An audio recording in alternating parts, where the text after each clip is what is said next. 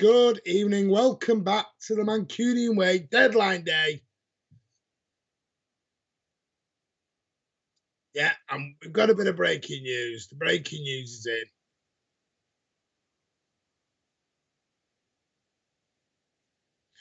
in. Let's have a say. Thank you for joining us all on Twitch, whoever did. And we're going to have 2 more hours of absolute lively Martin. Nice and lively. And there's actually been a little bit of information that I will drop to you all in a minute. We're just going to wait for people to come in. Come and say their hellos.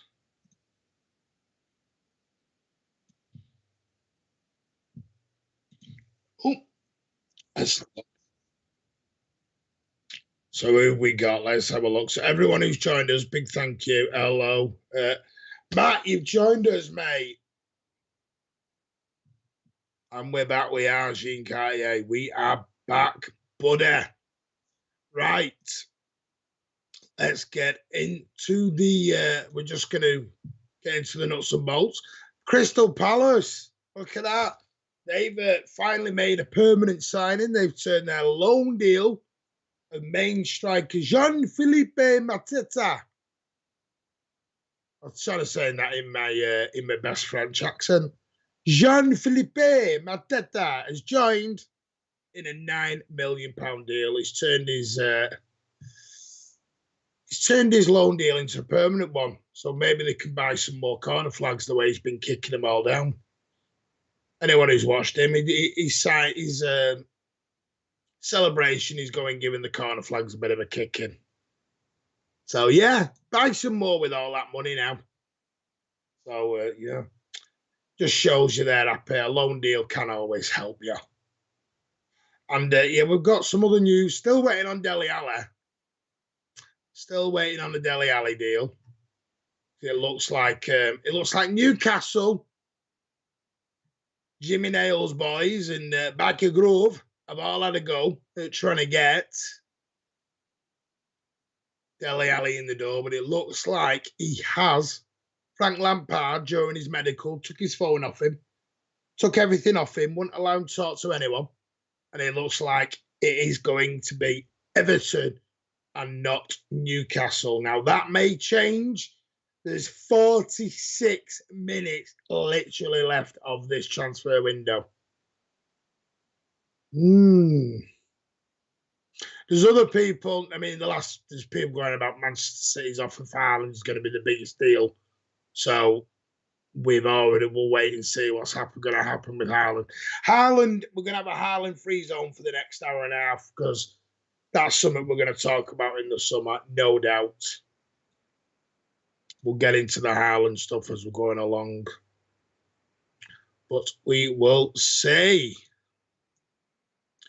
Massive hopes that Everton can stay in the Premier League, Martin. Massive hopes. Well, I'm starting to think they can do a bit more now. I'm quite shocked with Everton, what they've done. I really am, in a positive way. Because speaking with Carl Blundell, I didn't think they had a pot to you-know-what in. And now all of a sudden, they're dropping players left, right and centre. Well, don't you think that everyone should adopt the Real Madrid and Barcelona model where you just lie? Screw it. Fail FFP, getting a load of money. Yeah, you just lie about money. You lie about finances, everything. Weghorst is a massive win for Burnley. Well, yeah, they've signed a 16-foot tall German. Yeah, good.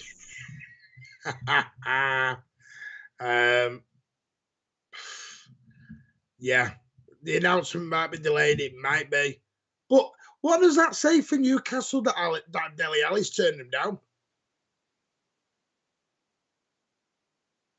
I'm not listening. Before anyone goes, I'm digging Newcastle out. I'm not, but apparently the story is they couldn't get Lingard because of there's a little bit of hostility between Newcastle and Manchester United, or Man United. I'm not going to call them Manchester because they're not in Manchester. And Dele Alli has decided... I've got a new rule. I'm sorry to interrupt you, Martin, but I've got a new rule for football. Because people are not getting it, and because people are still disrespecting Manchester City Football Club, we're going to start calling it Liver Club, Ever Club, Arse Club. West Club. West Club 7. Totspur. Full Club. New United. New United, that's a great one. New United. How about Cult Pool? Well, no. You've missed the point of what I'm doing. No, I know what you're doing. You know. I've just got a better name for Liverpool. Ask Club FC. You know, it's brilliant. The possibilities are endless.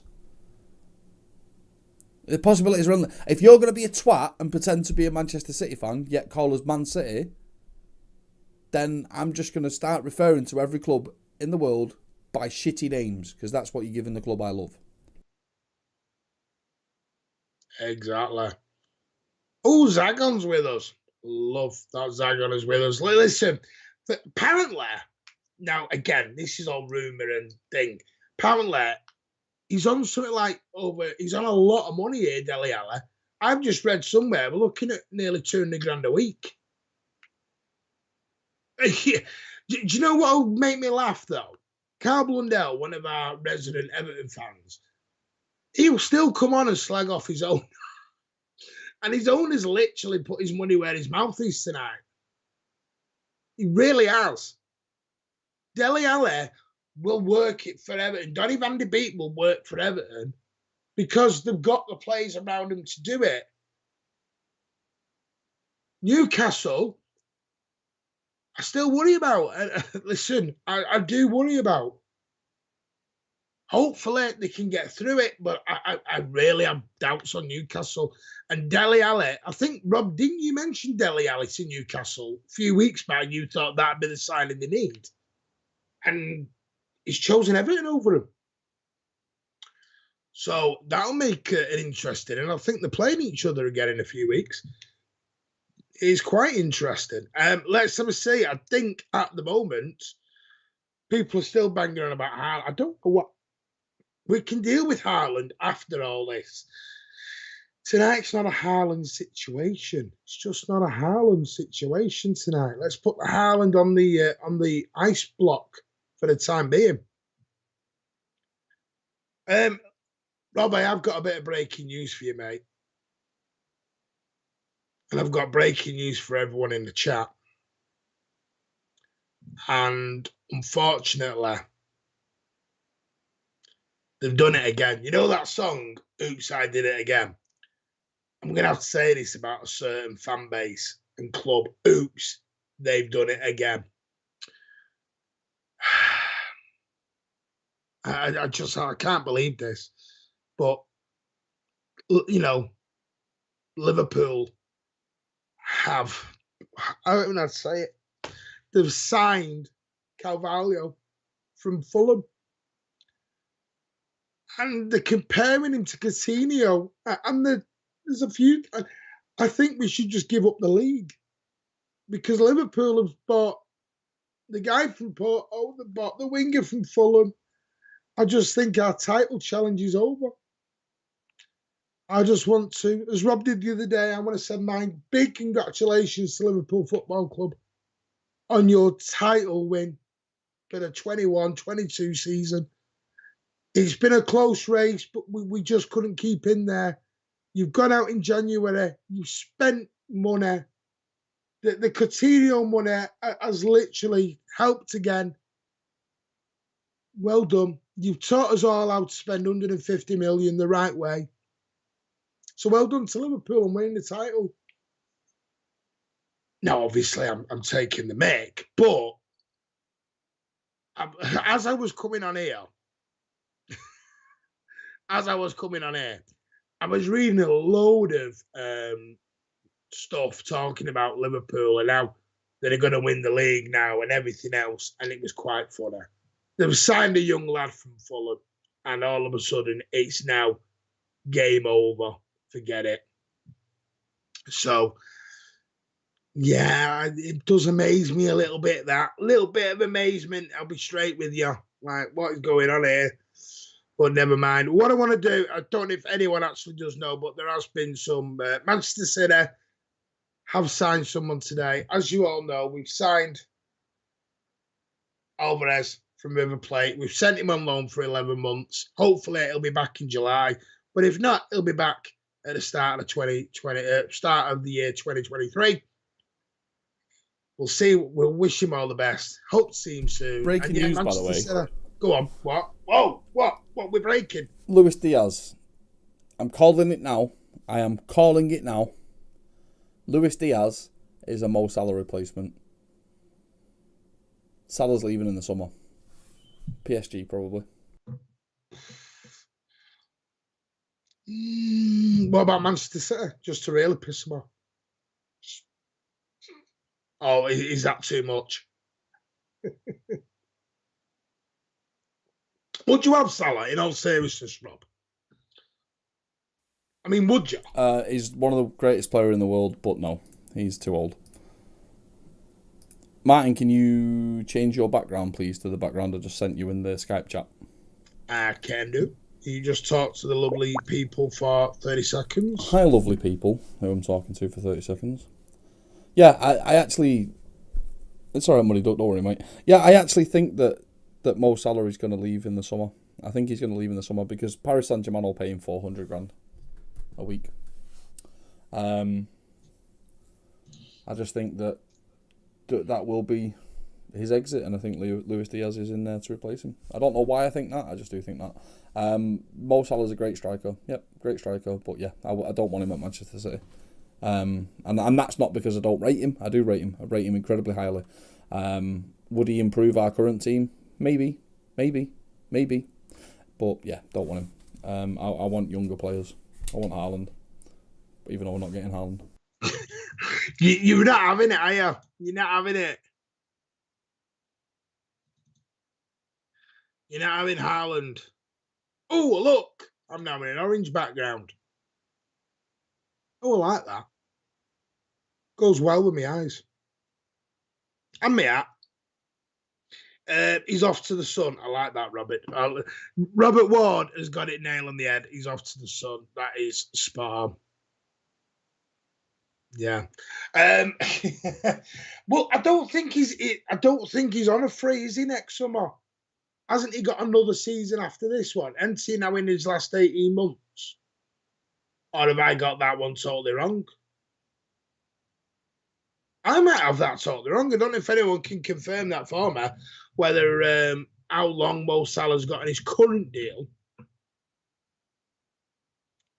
That'd be interesting to know. Now, they're outside the Newcastle training ground. I don't know. I don't know if Newcastle have signed the Burnley defender yet. I don't know if they've quite got that over the deal for Dan Burn. As I said, they did try for the young, I think Ren striker, but I don't think they could get, there was going to be a long negotiation. I don't think they could get that done in time. Hasn't he's got, yeah, I was going to say, I thought he had this season and next season. I don't know, I just, for some reason, I see, obviously, because they're in contract negotiations right now. He's 29 years old. I thought he was 30. 29, 30, whatever it is. Yes. He wants 400 grand a week. Liverpool won't ever pay him 400 grand a week, but Liverpool do like money. Just think Coutinho, you know. They'll get 80 million for Salah, and Salah will get 400 grand a week at Paris Saint-Germain. I just think that it's just, I think it's just what will happen. And, yeah. Do you not, I mean, I said this to you earlier, do you not think it will cost them more money to replace him with wages and just give him his 400 grand a week? I really cost more to replace him. No, because that Liverpool are very shrewd. The one thing we can't deny about Liverpool, Martin, is when it comes to signing players, they're very shrewd. I mean, what did Mo Salah cost from Roma? Peanuts. 30 million. Peanuts. 30 million. He cost peanuts. What did Mane cost from Southampton? You know, the only places... Yeah, 16 or something. The only places... And Firmino was bought on the back of Champ Manager or something. The only places where Liverpool have... No, seriously, he was. The only places that Liverpool have really splashed the cash was on Van Dijk and Alisson. That's the... Even Thiago they bought... K8, none of them cost fortunes, Martin. So, Conor Morris has got a... That's a good one, you know. Bayern. Lewandowski, Bayern like an old striker. Lewandowski's what, 34, 35? You want to give him a new contract. I don't think it'll be a long one. But Salah to Bayern? But that's the thing though. The only reason that there's credibility for Salah leaving Liverpool is for that wage demand. Bayern Munich won't pay £400,000 a week. Not unless they get that's why I'm not saying Salah in the summer to Bayern Munich. Bayern Munich, it would be a good fit for Salah, but the wages wouldn't be there, and that's the only reason Salah would leave Liverpool. Salah loves being at Liverpool. Don't get me wrong. Salah loves being in the Premier League, and the only reason he would leave the Premier League is for that wage packet, and the only place that would give him the wage packet is Paris Saint-Germain. Bayern Munich could try and offer him 60 grand a week. Let's be honest. Bayern Munich don't splash the cash on wages, Martin. So that's why I'm ruling Bayern Munich out. But I do think that Salah will leave Liverpool in the summer. I mean, Liverpool buying what they've done. Should we be worried in the transfer race, title race now, Rob? No. Have they done enough to close that gap on us? No. I'm a bit like that. I don't feel worried at all, if I'm honest. Liverpool have gone forward. Yes, you remember, put your hands up in the air like you did before when you were saying we're here and they're here. Okay, that's where we are. That's where they are. These transfers have moved them 2 inches closer to us. They're still behind us. Yeah, they're still behind us. It's given them a better chance. It's given them a better chance, but they're still behind us. And the only thing that does worry me a little bit, and if Salah leaves, does that then bring him into the Haaland? Because are we going to get Haaland suddenly a boyhood Liverpool fan? No. Do you know how it goes? I've told you they've already signed Salah's replacement. They've already signed him. In Diego Diaz, whatever his name is. That's Salah's replacement. They've already signed him. Like I say, the one thing that I will give Liverpool credit for is they are very shrewd in the transfer market. That's all I can really say about it. Annoyingly so. It is annoyingly so. Sure, well. If you want to say it's annoyingly so, then yeah, fine. But it's true. It's true. And like I said, I think this Luis Diaz fella is Salah's long-term replacement because Liverpool would do almost anything to keep Mo Salah.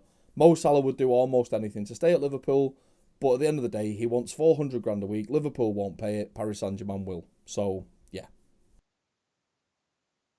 Yeah, I'm with that. Definitely with that.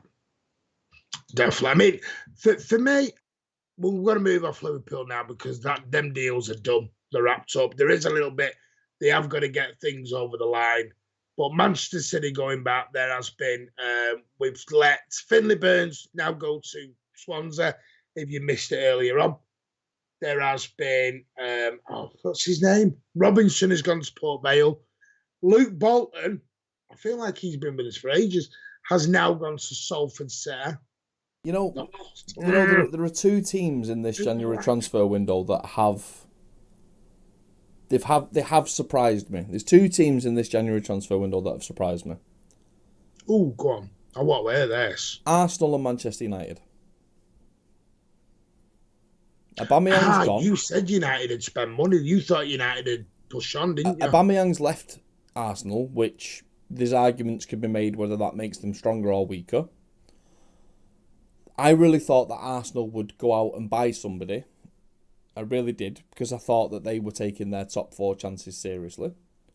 They've not bought anybody, and I think, and in my opinion, Arsenal needed that extra one player to push them over the line. They've not bought anyone, and they've let Aubameyang go. And like I said, that's up to personal discretion whether you think that's made them stronger or weaker, because there's arguments to be made on both sides. Yeah. And the other team that has really surprised me is Manchester United, because Donny van der Beek's gone. Jesse Lingard stayed. Obviously, we know about the other player the other day that's now out of contention, full stop, for other reasons that we don't want to discuss in the comments or any further than the statement I'm making right now. And they've not brought in a defensive midfielder. You look at Manchester United's midfield, till the end of the season, Manchester United have to persevere with Matic, Mata, McTominay, Fred and Pogba. Pogba still injured, I think. So why I'm surprised by both of those clubs is because Manchester United and Arsenal, I think it's fair to say, expect to finish fourth or are desperate to finish fourth, and neither of them has pursued anything this transfer window. No, arguably, Manchester United are in a way weaker position than they were 3 days ago. One, for obvious reasons, like we won't discuss, and two, because Van der Beek has gone. So arguably, Manchester United are now the weaker of those two teams for that fourth spot. Does anyone else agree with me, or does anyone disagree with me? Does anyone think that they were both sensible to not pursue anything? Because I really think they've both... I mean, maybe there's just nobody out there, but we know that Arsenal were pursuing Vlahovic. That hasn't happened. And I just think that those two clubs have missed a transfer window. Do you know who I'm surprised at? Chelsea. The simple reason is, it's clear they're on a slippery slope. And it's not a slippery slope that you're like, oh, they'll get out of this, turn it around. I'm looking at Chelsea and thinking, you're going to struggle for top four at this rate. They are in a major slump to a point where they're going down a water slide at the minute and they're clawing to keep trying to get back. I'm a little bit surprised Chelsea haven't had a dabble. Now, I know they've had a little dabble tonight, Usman Dembele. Excuse me. Obviously, that was never going to happen. This is the thing. I think that the first and second spots in the Premier League are finished. City and Liverpool. Yeah, without doubt. Third downwards, you've got Chelsea, Arsenal, United, Tottenham, West Ham. Tottenham have tried. See, this is the crazy thing, right? Tottenham have tried like crazy to sign people. They've had people through the door who have then said no at the last second. So Tottenham have, Tottenham are the weak. Listen, out of United, Arsenal, Tottenham, Chelsea, Tottenham are like, put your hands up again, Martin. Chelsea, Arsenal, United are I'm up running there. out of camera. Yeah, Chelsea, Arsenal, United are up there. That way. Tottenham are down there. You know what I mean? So I'll do it that way. So Tottenham are the only ones that have Tottenham are the only ones that have really tried to address the issues and have got nowhere doing so. But Chelsea, Arsenal, and United have done frig all apart from potentially weaken themselves. I mean, let's say it's the last game of the season for Arsenal to get fourth. Yeah. And you've got Aubameyang on the bench. Versus you've not got Aubameyang on the bench. See, this comes back, Rob. If you look, what we've seen this month is a lot of players and managers get to a point where it's not fixable anymore. So we had Luca Digne and Rafa Benitez. Now, I'm sorry, you're going to think I'm crazy, but Luca Digne was a very, very good left back. But that's Everton. Everton are absolutely schizophrenic, mate. I mean, they let Luca Digne go because he didn't want to be at Everton because of Rafa Benitez. And then they sacked the manager. And then they sacked the Benitez. But yeah. I'm not talking about them because they're just an absolute closet. No, but what I'm saying is, and then we've now got the same with Arsenal where Arteta and Aubameyang have fallen out. And Arteta's gone, bollocks, see out you go. And they've let him literally go on a free. And I'm sat there thinking to myself, this guy only signed a new contract not very long ago. Yeah, but that's what my question is, Martin. Why haven't they reinforced anyway? Regardless of what Aubameyang's private plans were, why haven't Arsenal had a dabble? Why haven't right? I'll say this again for the millionth time. Look at Aston Villa, the business that they've done last summer and in January. Well done, Villa. Look at what Aston Villa might very realistically not make the top four, but they've had a fucking go at it. Aston Villa have really had a go at it. let's be honest, Aston Villa are actually pretending like they want to be a big club. But Arsenal and Manchester United have done frig all, and it's just like, what? Anyone who's watched Arsenal and Manchester United in the first half of the season, they know that there's glaring places in both of those clubs with massive room for improvement, especially at Manchester United in the midfield. Manchester United in the midfield are an absolute mess, and they've done nothing about it. Nothing about it. No.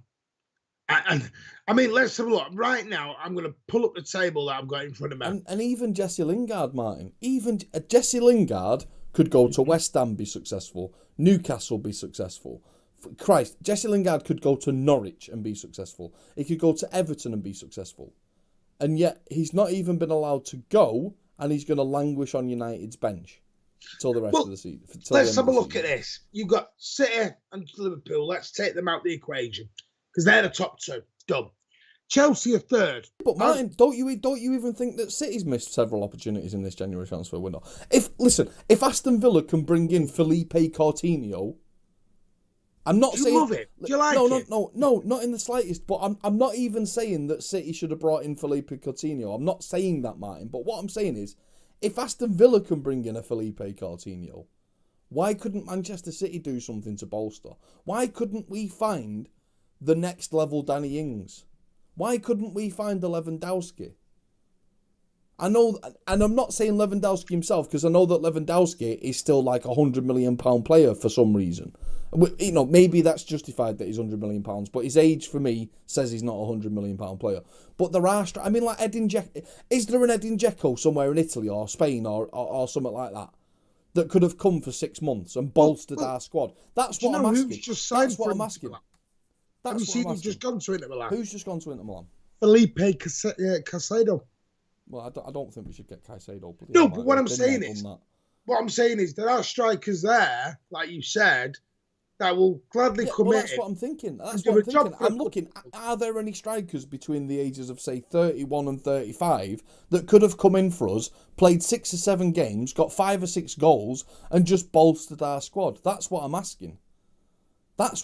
Realistically, Martin, this Diaz kid, look, I know because of what we're going to do in the summer.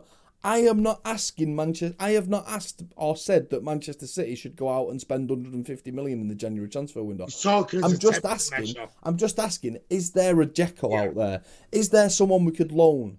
Is there someone we could get for 15 million until the summer? If you remember, I made the example about Danny Ings, who went to Aston Villa. Now, I never said we should actually get Danny Ings. I said that if you can go out and get a £30 million player that scores 15 goals a season, why wouldn't you just do that because you can? It's the one thing we don't have at the club. We've got Liam Delap at the club, a guy that, God bless him, will never get a game for the first team. Conor Morris has just said they're the perfect example. United went out a couple of years ago and poached Cavani. Is there a Cavani out there? I was gutted about it. Is there a Dzeko out there? Is there somebody out there that's 32, 33, 34 that we could grab for 10, 15 million for 5 or 6 games? That's all I've asked about the City in this January transfer window. And I think we should have, and we haven't. Now, ultimately, I might be here in the summer with egg on my face going, Rob, we've won the league by 15 points. We've smashed the Champions League and smashed the FA Cup. Why did we ever need a striker? And I'll get the same arguments again all the way through the summer about City don't need a striker. Even though our chairman will come out again in the summer, like he did last summer, and say, in the next 12 months, it is our number one mission to sign a striker. I've got one for you. No, but so come on, look. There's people in this chat Luis Suarez. Luis Suarez. I hate Luis Suarez, but absolutely I'd take a punt on it. Would he not done a job for 6 months? Come on, there's people in this chat now that watch the Italian leagues and the Spanish leagues. Guess who's a free transfer? Because I had a look. Before we came live, I had a look at the freebies that are on. Can I just say, though, Wolves, who was it Wolves had up front? They had Diego Jota, didn't they? Diego Jota, Adama Traore, and not Steve Bull. but what I'm saying, right, so we'll stick with Diego Jota. Diego Jota came from where? The answer's nowhere, relatively, is what I'm trying to say. He cost how much? Not very much. But he No. did a great job for Wolves. There must be a Diego Jota out there in Portugal, in Spain, in Italy, in France, or something. I'll give you one. And I don't know whether you're going to laugh at me. I don't know whether you're going to take the piss. But he's a free transfer and he'd do a job. I think he's a free transfer still anyway. I had a look. Diego Costa. You know what? Martin's not wrong. Diego Costa, the Free elephant transfer. man. Even if we had to pay him 3 or 4 million for his wages till the end of the season, he'd grab us 5 or 6 goals, he'd play 20 minutes in every game, and he's a plan B. That's what I'm saying. Now, I know that there's people out there that are absolutely spitting out their Ribena over what me and Martin are saying right now. But I'm just saying, for a January transfer window, for us not to do even a single thing, yes, I understand that we're already confident in what we've got. Yes, I understand that we're 9 points ahead. Whatever you want to say. No, Colin, I don't think Martin was literally saying Diego Costa. He was just saying a striker of that age and that prestige. No, the point I'm making is Diego Costa is currently a free transfer. I'm not saying go and get Diego Costa, but if you look right now, there are free transfers, players out of contract right now that coming to Manchester City for 4 months would be a dream. I mean, here's one for you. Christian Eriksen. We all, thank goodness that man's alive. That was a wonderful marvel to see that man literally die and come back to life. But he's gone to Brentford on a suck it and see deal. There were no levels of expectation on Christian Eriksen. Nobody is expecting Christian Eriksen to go to Brentford and suddenly get them in the Champions League. And it's the biggest signing in Brentford's history. They're testing the waters. Yeah. Now, why couldn't Manchester City take a punt on Christian Eriksen? Because it wouldn't have cost us anything and it wouldn't have hurt us to do it. Daniel Sturridge, he's in bloody Australia, so I don't know about that one. Kelechi Iheanacho, I know, and listen, if JJ's in the chat and Rob Ward's in the chat, they know that I'm now bringing up Kelechi Iheanacho. We could go to Leicester with £20 million and say, give us Kelechi Iheanacho. 5 games, 6 games, 6 goals. It'd be different than what we've got. I don't know. There's just tons of different things that City could have done in this transfer window that I would have been happy with. Now, everybody's now saying that we're going to get Haaland in the summer and we're definitely getting a striker in the summer, or whatever you want to all say and believe. I personally don't think we're getting Haaland, but we are going after some striker in the summer. And I just think that between now and the summer, we could have picked up a discount cut rate striker, got a couple of goals out of him, and it wouldn't have cost us very much to do it. Okay, I'm going to throw one right back at you now, Rob. Right one back at you now. We've got one. Liam Delap? No. I don't know who then. A guy we've just sent out on loan for 11 months. Alvarez. No, I'm being serious. Well, that's the problem, Martin. What you're saying is, but Martin, why have we done what we've done? Martin, me and you both agree that Alvarez is an absolute pipe dream myth. He's a unicorn. He's a unicorn, Martin. Here? Because he's a unicorn, Martin. We need a bloody striker. Everyone's going. Listen, he's with the greatest of respects, Martin. He's playing in South America at 21 years of age. He's a punt. I know, but everyone's going to say, yeah, but part of the deal to get him, we had to let him in the company. Well, look, when you're buying a car, the guy doesn't say to you, I'm going to drive it for the next 6 months. But you can't have it for 3 months because I promised it Nelly down the road to take doing a shopping. Yeah. Sorry, we're the buying bloody club.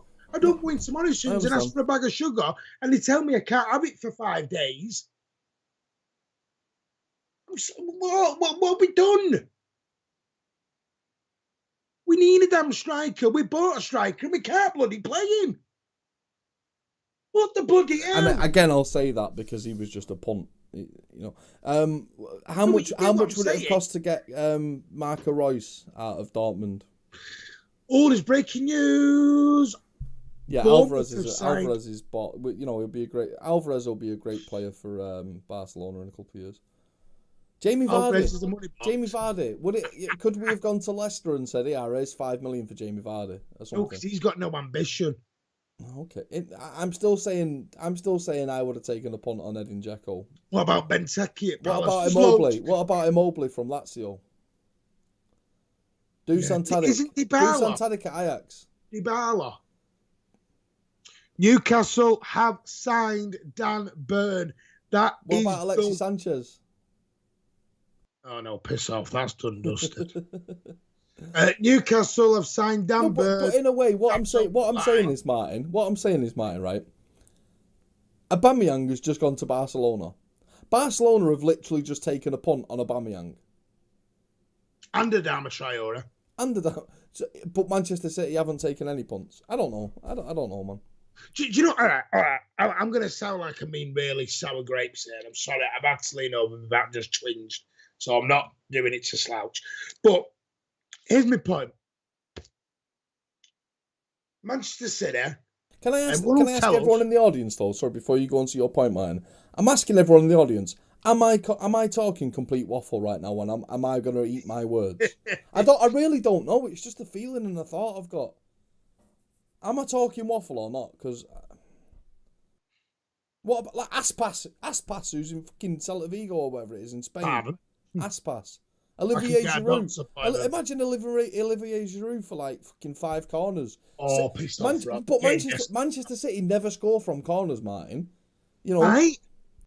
We had Edin Dzeko and hardly scored off corners still. We just what about like Dimitri Payet? Dimitri Payet's at Marseille. We could punt him for $5 million. Nolito. Rob's playing FIFA. I'm just saying, Nolito. No, I know, Rob, I know we don't operate on the short term, but I'm not talking like... No, what we do is we give him a operate 3-year deal. Time. But I'm not saying give him a 3-year deal. I'm just saying give him a punt for 6 months. I mean, fucking hell, Xavi's still playing. What's he up to? Danny Welbeck's at Brighton.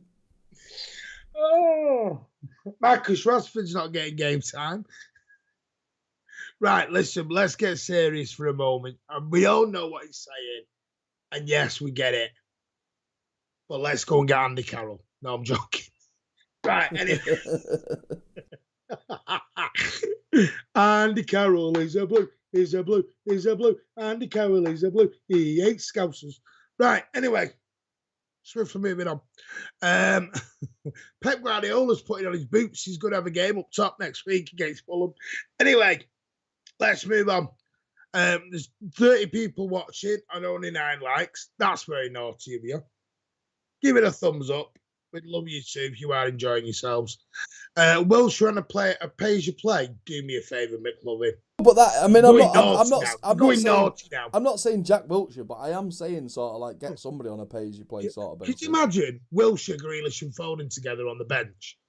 I mean, it's like bad lads. Hey, how old's Higuain now? Like 50? Oh. But is it into Miami? We could poach him for 6 months. Oh, I'll never go and get Casado back from in my lap. What's Jerry Craney doing these days? What about Arnautovic? What's Jerry Craney doing? Barry Conlon? See, you're not being serious. I'm being serious, man. No, because I want Edin Dzeko back. I want to see Edin Dzeko in a City shirt. Don't tell Chris Baker. He'll have an absolute thing at you. There's got to be, right, all I'm saying is, right, you've got teams like Schalke and Bayer Leverkusen and all the rest of it. Where's Ryan when you need him? These players that are just like bang average in the German league but would score 3 goals. I think what Robbie's saying is, if you look at Barcelona right now, Barcelona are not buying Aubameyang to play in 2 years. Let's get Scotty Arfield from Rangers. But not or Negredo from Cadiz. Listen, let's be really honest. Barcelona Football Club are not sat there going in 18 months. Yeah, they're not building their future around Traore and Aubameyang. Yeah, they're not. Yeah, correct, Martin. That is literally what I'm saying. I'm literally saying that. I'll tell you what it is. Do you remember when Barcelona bought Braithwaite and everyone went, "Ooh," and everyone thought they were taking the piss and having a bet? What about Miroslav Stevanovic? Oh, what? Exactly. I'm literally on transfer. I'm on footballtransfers.com right now looking through all the bang average strikers. Rob's gone rogue. He's getting giddy. Seriously, would you imagine if City had a plan B? Imagine. Robert Ward, everyone's been trying to get him on loan today, and he keeps saying no. Saying, he wants 350 grand a week, mate. I'm just saying, imagine if City had a plan B. I mean, Stefan Jovicic's at fucking Hertha Berlin. Ronnie's been drinking.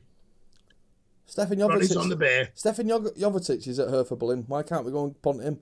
What about that? There's that guy who plays in the Japanese leagues who's like 56. Why don't we go and take a punt on him? 6 months. Am I in the Twilight Zone? No, I'm just suggesting that it wouldn't hurt us. It wouldn't be the worst thing in the world. My daddy's 80, used to play for the club. Well, there you go, get him. What about Ryan Babel? He's at Galatasaray. What, as manager? What's Demba Ba and Papi Cisse up to? Tell you what, Aguero's what? Literally, right, I've just stumbled... Christian Eriksen can do it. Why can't Aguero? I've stumbled on the perfect solution to all our problems. Oh, go on. Carlos Tevez is still playing at Boca Juniors.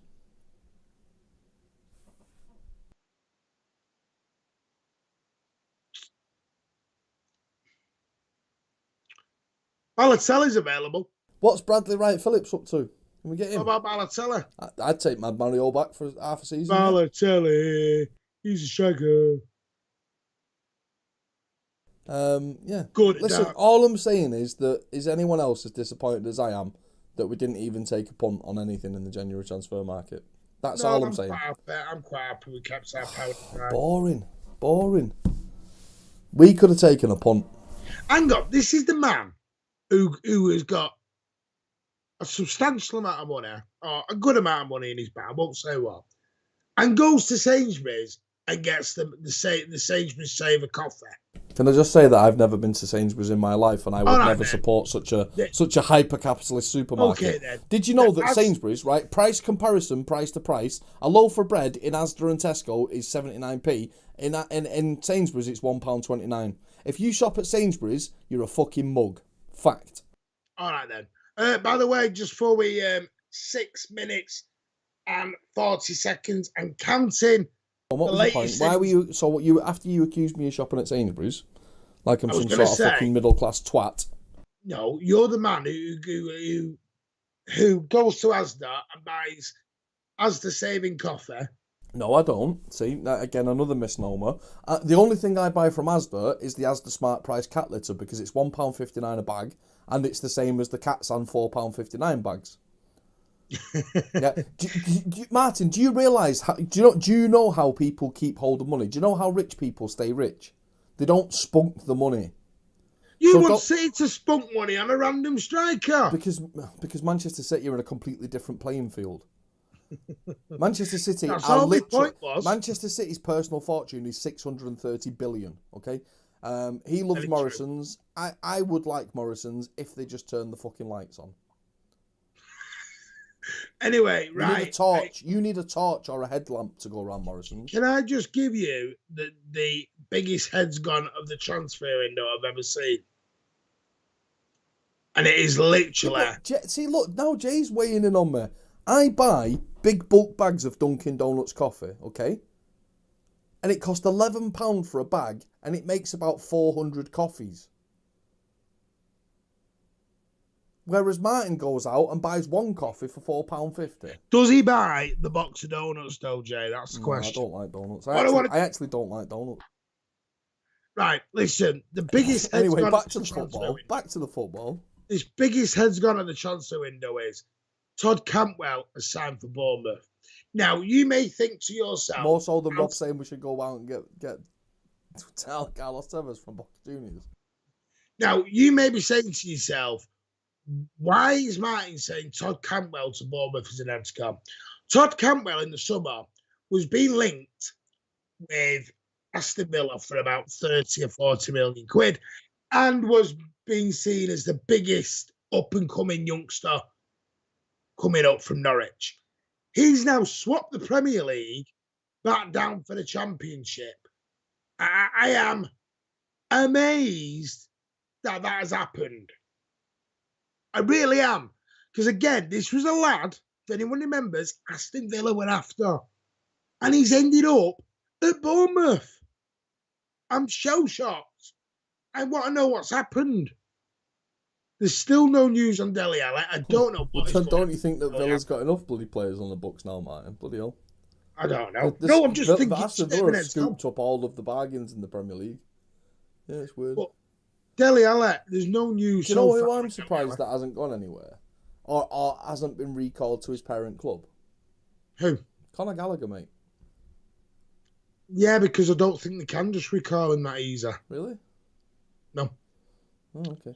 Well, Cal Blundell has now joined us in the chat, so we're going to get Cal Blundell on audio on Skype because he's an Everton fan and he's going to tell us about his new favourite player, Dele Alli, and I want to know when he. I want to know. Can we have a bet before he joins us? How long it takes him to say that Everton are going to win the league? Don't really know. I just find it. I find it a bit of a. Why is he not on my friends list on Skype? Don't meet to add him. Well, I've had. Oh, there he is, Cal Blundell. I just find. Can I ask Jay Ward? Jay Ward, you're in the chat, mate. Jay, do you want to come on and have your say about the January transfer window? I'm going to add you to the call. You decide whether you want to pick up the phone or not, mate. Can I in future? What you say? Everton have put the deal sheet in for Dele Alli. So the deal sheet. If anyone wants to know what a deal sheet is, it is a sheet with all the information on that they have to get in before the 11 o'clock deadline. If they have agreed to fee and they're going through the last knockings, they can extend it by 1 hour. So they have got up until midnight. We announced that Cal Blundell was going to come on and talk about Everton, and it's just setting up. And the chats, everyone's left. Oh dear. Have you noticed we've stopped talking about who City are going to sign, started going back to transfers, and everyone's gone? Heard what I had to say about how we should sign Carlos Tevez from Boca Juniors. Want you just to go out and spend reckless amounts of money? Yeah, no, it's fine. No, you don't have to, Jay. It's fine, mate. I just, it was just one of those things. If you were available, but it's fine. Don't worry, Jay. I'll deal with him. Yeah, I mean, I don't know. I think we should go through all of the clubs alphabetically, Martin. So let's start with Arsenal. Good or bad transfer window? Bad. Majorly bad. Because they've not recruited anyone. But because they've let a very good striker out the door, it might be the difference to get them in the top 6. But like I said, though, that is a double-edged sword. That is a double-edged sword. Yeah, it is, but I'm sorry, bad. Really bad. Ronnie, if you want to come on, let us know, mate. Yeah, sorry, bad. Okay. I would give. Are we doing it? Just do out of 10. Just say out of 10. 5 out of 10 for me. 4. Okay. Aston Villa. 9. 9 out of 10. Absolutely. 9 out of 10. Sorry, knocked it out of the park. Brentford. I'd say 10 out of 10 because they've taken a punt on Ericsson. 7. Listen. Yeah, but that's the thing. They've got nothing to lose. They've got nothing to lose. Look at it this way. Brentford have kept hold of their major assets. They've kept hold of Ivan Toney and all the rest of it. Haven't they? Yeah? Mm-hmm. Patrick, did you just say you're just at work?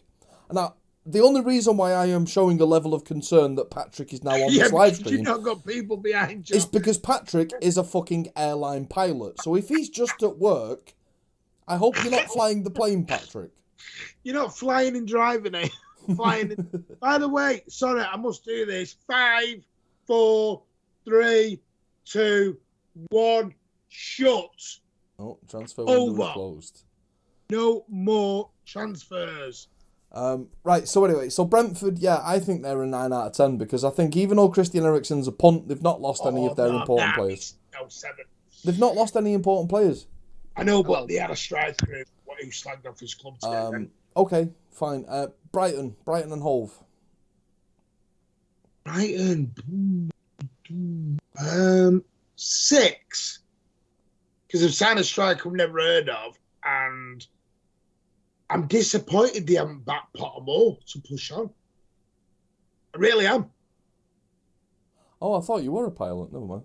I thought you were a pilot. That's what Rich told us. Yeah. Is that you were a pilot for... Anyway, I won't go into private details. So Rich is selling us some porcupines here, Pat. Oh, Oh, and by the way, I don't know, while everyone's on, Pat has got a podcast if you want to go and give it a listen. The Early Bert podcast. The Early Bert podcast. Your head, Martin, move your head to the left.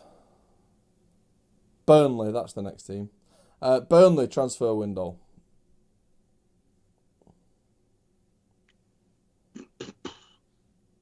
I think it's bad. No, it's not. And I'll tell you why. I know they've signed Bratwurst, but they've lost. And they haven't lost Tarkowski. Yeah, well, yeah, they've kept all the Tarkowski and they've kept all the Ben Mee. Okay, yeah, 7. I'll give you that. Chelsea. They've done nothing, so 0 out of 10. It's the same score I give to Manchester City, 0 out of 10. Yeah. Chelsea. Who's after Chelsea? Who's after Chelsea? Crystal Palace. Have they done anything? We've not. I don't even think we've spoke about Crystal Palace, have we? Yeah, they have signed their on loan striker Jean-Philippe Mateta, who's now become a permanent signing for a £9 million deal. Okay. Well, you know more about the Crystal Palace than I do because I wasn't paying attention. Right. Cal Blundell has joined us just in time to talk about Everton. Cal Blundell. Hello. If anyone's got earphones or earplugs, put them in now. You might need them because he's going to scream down the phone of how happy he is right now. Martin, I am very, very happy. Can you be happy in an audible voice, please, Cal? Yeah, like a bit louder. Oh, sorry. How about now? How's now? Yeah, I'm happy. I think we've addressed the situations. I think we've lacked right back from Combs not been good enough for a couple of years. We brought in Nathan Patterson. We sold Digne. We've brought in Mikalenko. We've put in Donny van der Beek, who, didn't set the world alight at United, but he wasn't given the chance. And let's be real, at Ajax, he was a top player and a top talent at Ajax. I know it's Ajax, but he proved it in Europe against Madrid and Chelsea with two, let's be good teams, and he did very well against them teams. And then Dele Alli, who, it's a weird one, Dele Alli, because it does give me Jesse Lingard vibes, because I don't think anyone's disagreeing. Dele Alli has a lot of talent. And he is a very talented player. I think when Dele Alli was about 19 or 20 years old, he was a generational talent. And I think that he's too fucking lazy to see that through.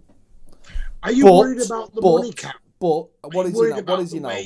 What age is he now, Dele Alli? 26, 27, Dele Alli? 24, 25? 24. So I think he has still got time to turn it around.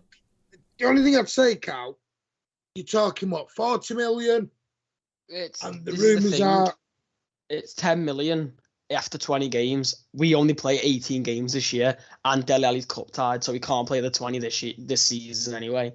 And also, the 40 million is if that clause only lasts for this season. If we get Champions League this season, then we have to pay them the 40 million. There's no way Tottenham will have sold you 40 million. No, they have. Honestly, they have. They genuinely have. It's essentially a free transfer. Well, yeah, as Ronnie Beavers just said in the chat there, your biggest transfer coup of the January market is your manager. I agree. The most important thing you did as a club was to get a manager. There's no more though. Well, there's a young lad coming from Carlisle, I think, as well. But to be honest, I think as well we know Everton's history with their financial fair play. I think we didn't really we sold Digne. And it looks like at least 3 of the signings have been covered by Digne. That's why I'm shocked on Dele Alli. Because I'm going to ask you, I'm going to be honest with this. Why wasn't Rafa back like that? Do you know what? I don't... Rafa didn't last till January, that's why, Martin. He was in the summer though, wasn't it? And he was told he had no money in the summer. Well, because obviously it took a while for Arsenal. It took a while for Everton to work out their finances, Martin. They can't just decide what the finances are overnight. James hadn't gone at that exactly point. The James Rodriguez money and all that sort of stuff. So yeah, that's what I'm asking, and our people in the chat might not know. Also, I think as well. I think the problem in the summer was Marcel Brands, who's our sporting director. Him and Rafa didn't really see eye to eye when it came to transfers. He wanted Donny van der Beek, Marcel Brands. He wanted Luis Diaz, who went to Liverpool. He wanted young, energetic players, where Rafa wanted more of the experienced players. And they didn't really work well, and we eventually got rid of Marcel Brands, which was to benefit Rafa, and then sack Rafa 4 days later, and then here comes Lampard. I'm happy. He's a young manager. He did an okay job at Chelsea, not brilliant, not terrible. Did a decent job with what he had in his first season. Second season, it did fall apart, but hey, I'm not gonna get too excited or not be excited. I'm just gonna sit back and hopefully it works out. Well, I think the safe thing to say now is, Cal, that you're not getting relegated this season. Whereas, let's be honest, Cal, 2 or 3 days ago, it was a fucking outside odd that you might actually get sucked into it. And I think you've done enough now. I think you've done. You're not gonna start lighting the league on fire, and you're not gonna finish top 6. But you're not getting relegated. So that's a massive victory, in my opinion. Yeah, I would agree with that. I really would. I have faith for Everton. And for anyone who doesn't think that Everton were fucking close to the line, and anyone who doesn't think that Everton were getting sucked into it, you don't watch football. Because Everton was seriously squeaky bum. They'd won 1 game in 14 or something like that, and that's worse than relegation form. And that's why I genuinely think you've done a good bit of business. Dele Alli, I am... Is it a punt? Yeah. Is it a calculated punt? Yes. Again, Christian Eriksen, mate. Would you have taken Christian Eriksen at Everton, Cal? Yeah. See? Definitely. Even though it's a punt, Martin, I think it's... No, I get that. And like I said, I think they will stay up. I've told you my 3 that I think will go. Unfortunately. Maybe I've been a bit outrageous for saying Norwich could stay up, but I generally do think the 3 that I think it will be Burnley, Newcastle and Watford that go. I think Watford, yes. Watford, 100% yes. But Norwich are going to. All right, let's move on to Leicester City. What have they done in the transfer market, Martin? No. Nothing. Nah. Sold a few fringe players, that's about it. So they're getting about a 1. 0-1. Well, they haven't lost anyone, have they? So you can't give them a 1 because they haven't. Oh, I'll give them a 0 then. They haven't lost anything. Leeds United, a team that are squeaky bum almost. I mean, let's put it this way: now that Everton have stepped up the game, they might actually leapfrog Leeds, who were in 15th, and Leeds might get sucked into the little bit of squeaky bum relegation territory. Don't rule Leeds out of being in the dogfight till the end of the season, is what I'm saying. What have they done in January to prevent that? Not signed anyone. They've had a bit of a weird one.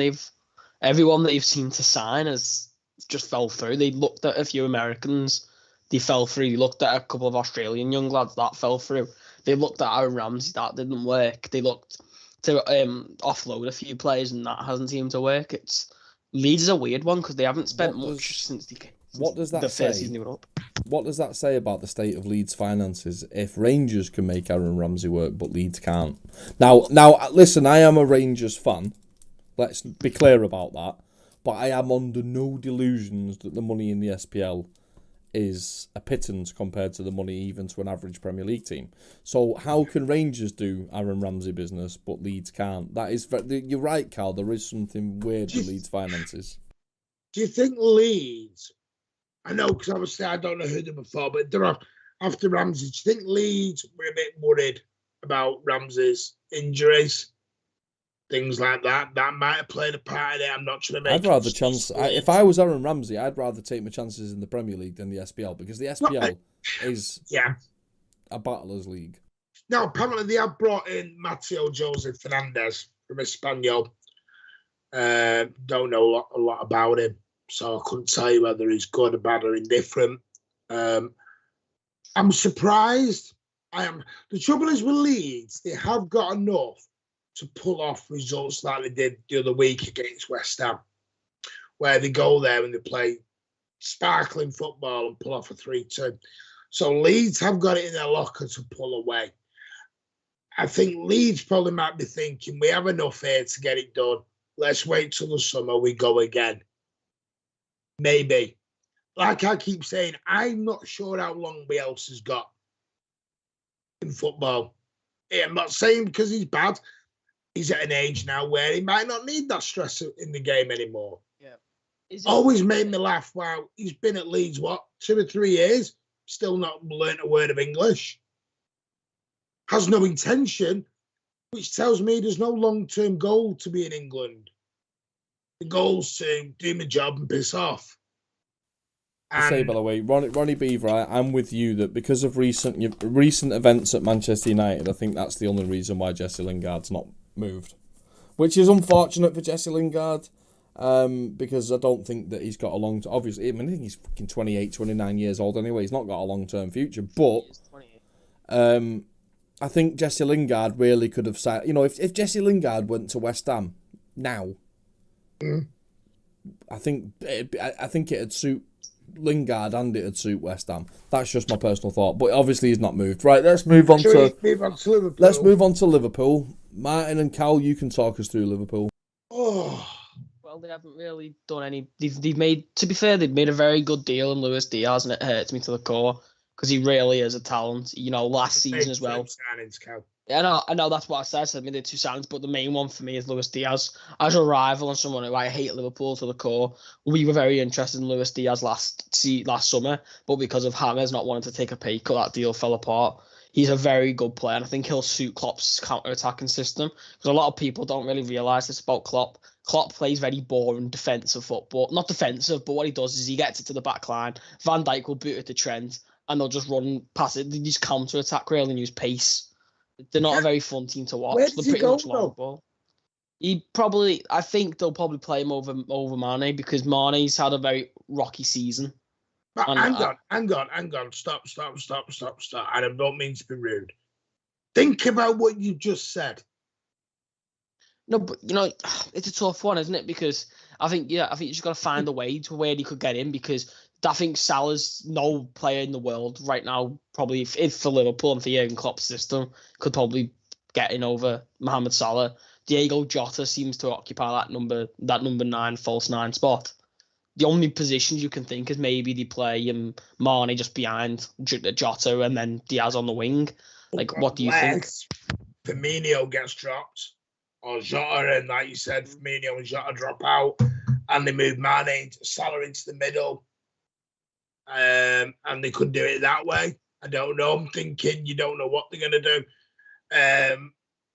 Carvalho, this looks like it's a deal, but to be loaned back to Fulham.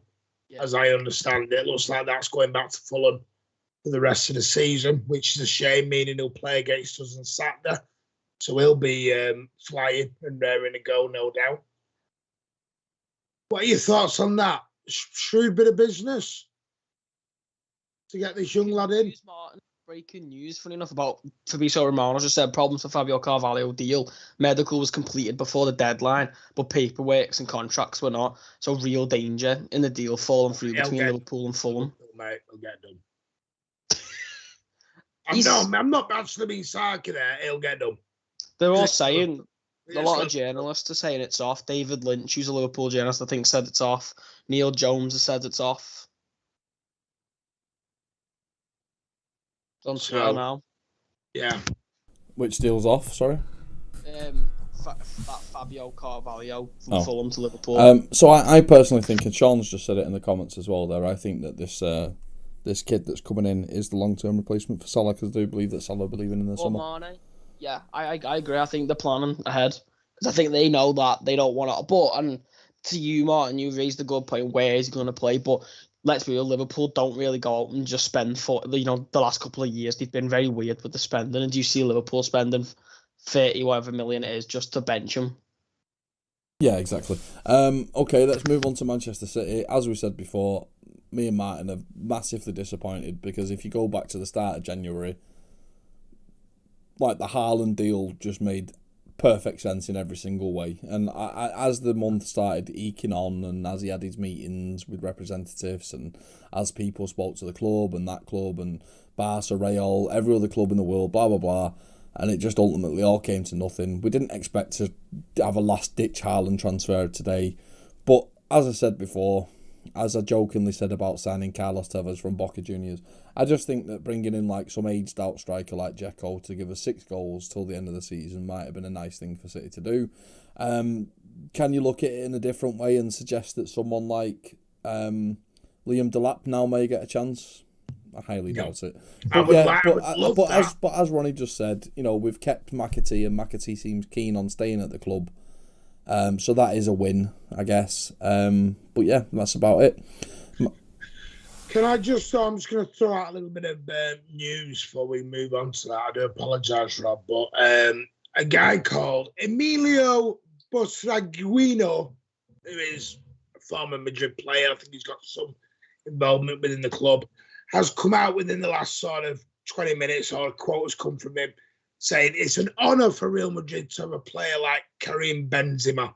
The players, the fans, turn on the TV and go to a stadium and enjoy him. Players like Karim will always help Real Madrid grow. It's a pleasure to see him wear that shirt every game and for many years to come. I'm telling you now. It's not for many. It's not for many years to come, is it? Let's be honest. It's 35 or 4. They're admitting defeat in this Haaland stuff.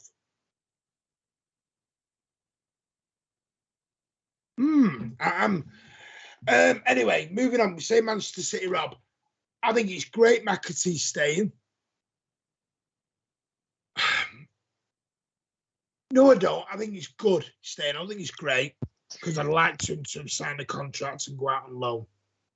That would have been my scenario from it all, because he ain't seen a blade of grass at Manchester City this year.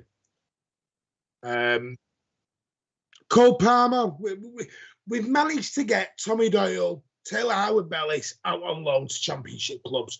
Anyone who watched Tommy Doyle on Sunday against for Cardiff, superb, ran the show. Looked like Kevin De Bruyne in the Championship, really looked that good. Deadly dead ball situations, had the ball on a piece of string, really, really good. Now, Taylor Howard-Bellis Friday night was a rock at the back for Stoke, absolute rock. Looked like he played there for 10 years. So they're my pluses in this transfer window. Little bit of a negative. And you're going to shoot me for it, but sorry, the Alvarez deal makes no sense to me. Makes no sense. You need a striker. You buy one. You send him out on loan for 11 months. I don't get it. I'm sorry. I'm not trying to be negative, and I know everyone thinks I am, but I don't get it. You don't buy a car and leave it in the showroom for 11 months. I'm sorry, I don't get it. Who was the last player? So Ferran Torres came to Manchester City, was amazing, and then we sold him to Barcelona when he was ready to play for a big club. Oh, I forgot about that. Yeah, so I'm going to say about 6. Manchester City. I completely forgot about him. So I'm just saying, this Alvarez kid will come to City in 2023. By the time he's 23, which will be 2024, he'll be in a Barcelona shirt. So, whatever. Okay, Manchester United.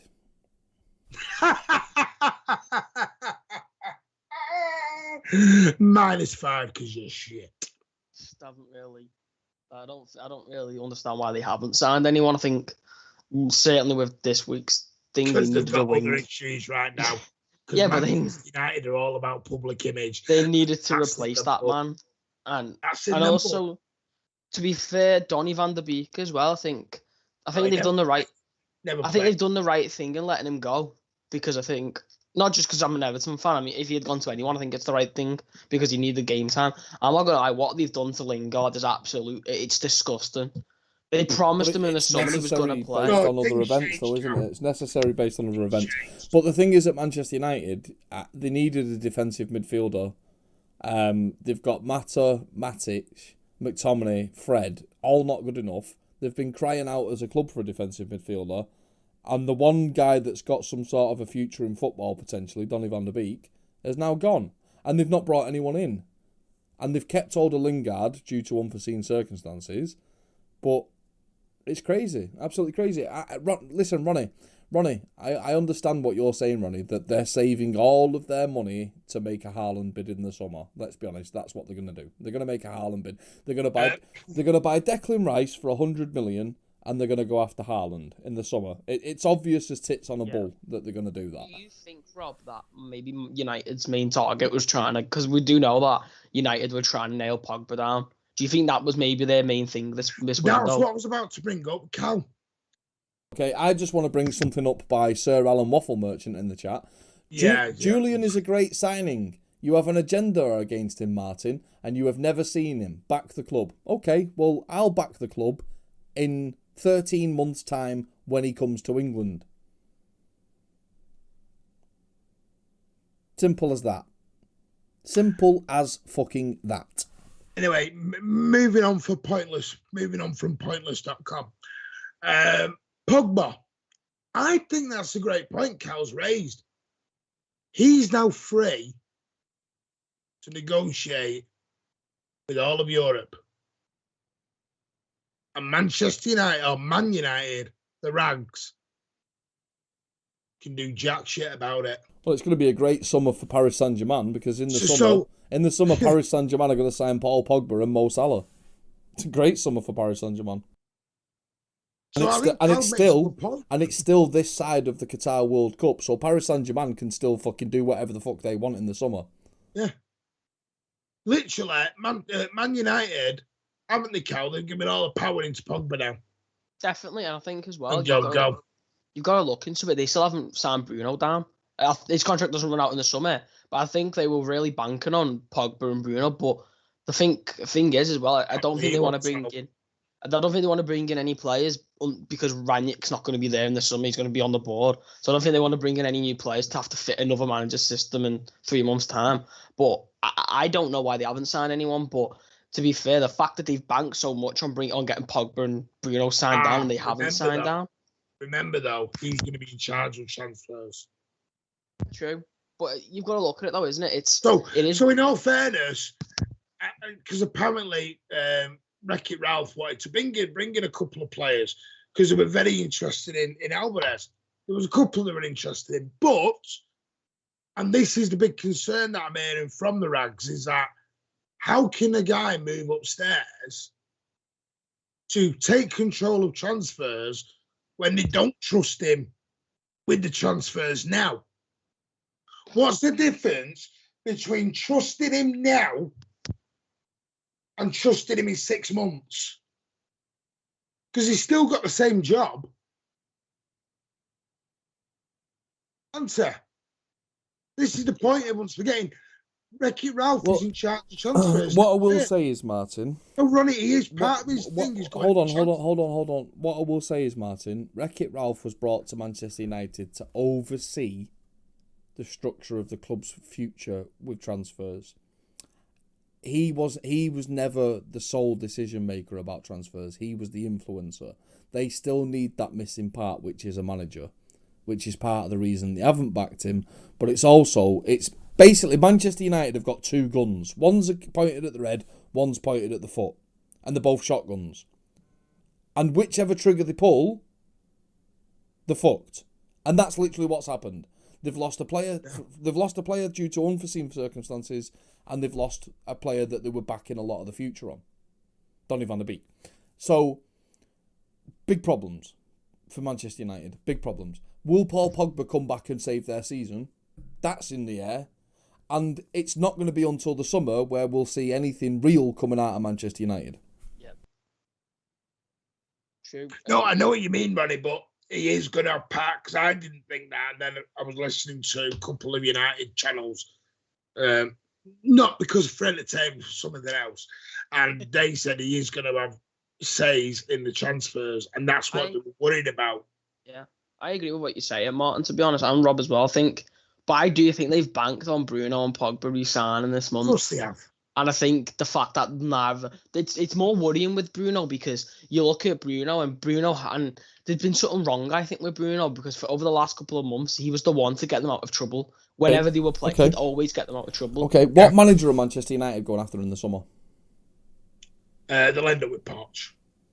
They'll go for the name over the quality, in my opinion. Why is Pochettino leaving Paris Saint-Germain? because he knows Paris Saint-Germain.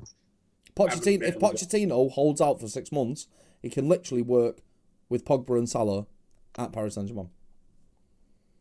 I don't think him and PSG... And Rich doesn't read messages. I don't think they fit, if that makes sense. I don't think they fit very well. I really don't think they're fitting. And that's the whole reason. I think Poch, and there's something about Poch and PSG that doesn't quite go, if that makes sense. Yeah. And I think it's because I think Poch walks in that dressing room and he goes, crap, I'm totally outnumbered here. Yeah. Who's running the dressing room? Ain't Poch. Yeah. Good evening, Rich. How are you, mate? What do you think of the transfers? We're just at the minute, we're just working our way through the clubs and rating them out of 10. So do you want to give your general opinion now, or do you want to wait till we've got through the clubs? We've got about 7 clubs left. You can also weigh in on those clubs as well. I can give a quick opinion and then, move on to the others. I mean, from what I've seen, Newcastle have surprised me in a positive way, in that they've signed players to stay up, not tried to run before they can walk. So I think overall they'll have enough to stay up now. And I think Rangers have signed... Sorry, I have to stop. I have to stop the train. Yep. Somebody pulled that cord. Alan Howarth has just said that Julian Alvarez will be joining City in July. No, he will not be.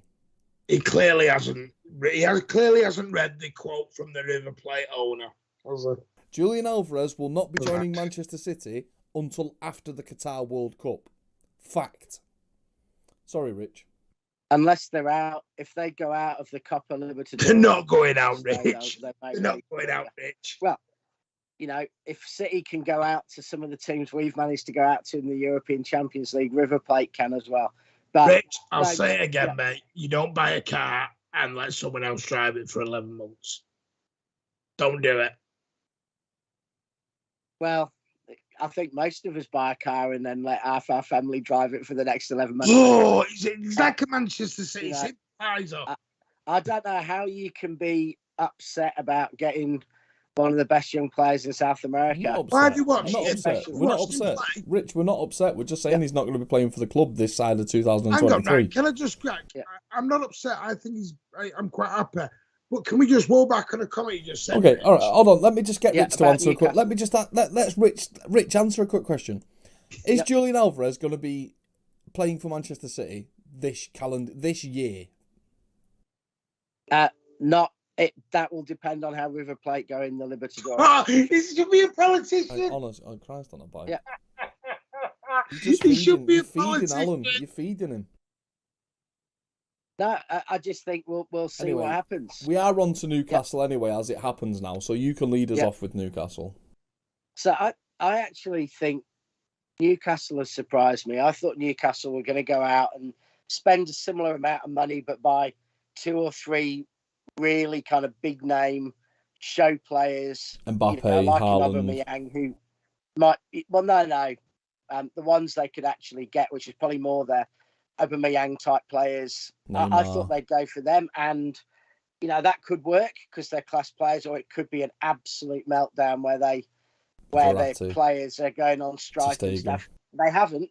They've signed players for the scrap. They've signed players, generally, with possibly the exception of the guy they got from France. What do you think about the Longstaffs? What do you think about the Longstaffs? Apparently one of them's going to play bloody Sunday League football. Yeah, they haven't been playing, have they?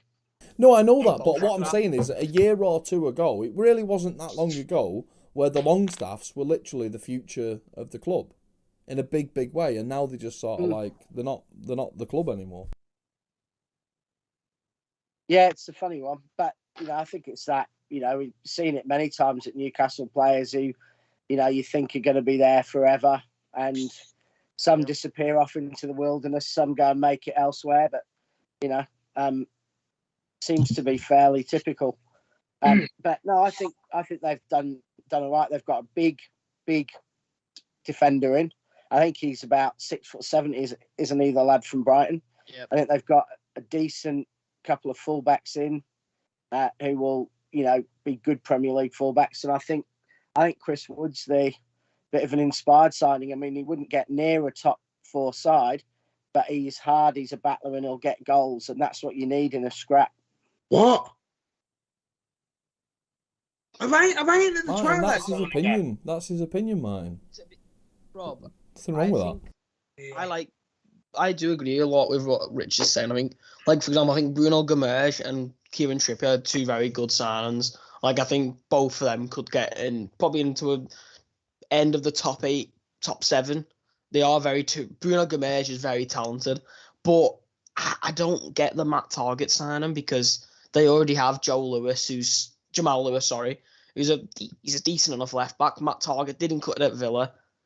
So I don't really understand why they've signed him. And the problem is it's a weird one because they went, and I know Rich said he didn't spend money, but they haven't spent crazy money, but when you look at what they did, they did go for a lot of players that they just didn't. They went for Diego Carlos. They put a £40 million bid in for Diego Carlos. They were putting £36 million into Sven Botman. And a lot of them deals did fall apart. And for me, it feels a bit like a Dan Burns, a bit of a panic buy because they've lost Diego Carlos and Sven Botman, and they wanted a left back from Spain and they didn't get him. So now they've gone with Matt Targett. I think Newcastle's owners had unrealistic expectations on who they could buy. And I think they thought where they are on the table, they could still go out and bring in. The days of teams at the lower half of the table bringing in top players is over now. Kieran Trippier wants to get back in, wants to stay in the England squad over Kyle Walker and Trent Alexander-Arnold and Reece James. By coming into the Premier League, he can do that. Bruno Gomes, it seems, Lyon needed money and they've brought him in. Now they've got Tanguy and Ndombele. So for me, I think Newcastle, if I was going to rate it out of 10, I'd say 5 out of 10, to be honest. I don't think it's that good. Yeah, and Carl has literally summed that up. You look at Newcastle, they started off at their A-list, B-list, C-list. They're on their E and F list. That's where they're at. Dan Burn. I don't know. I think they're on the C list personally. I think they're on the C list personally, and I think that they have done enough to ensure survival. Newcastle.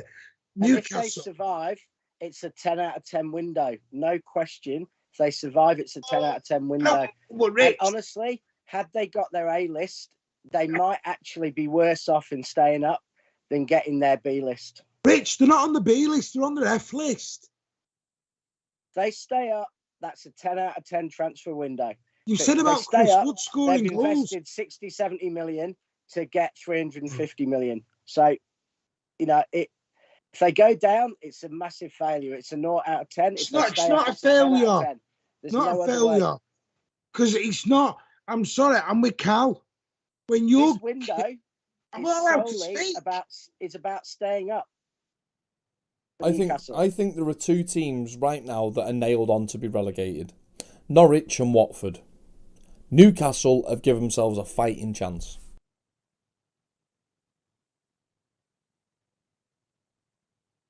And we will see. It's a 0 out of 10 or a 10 out of 10 for me, and we will only know.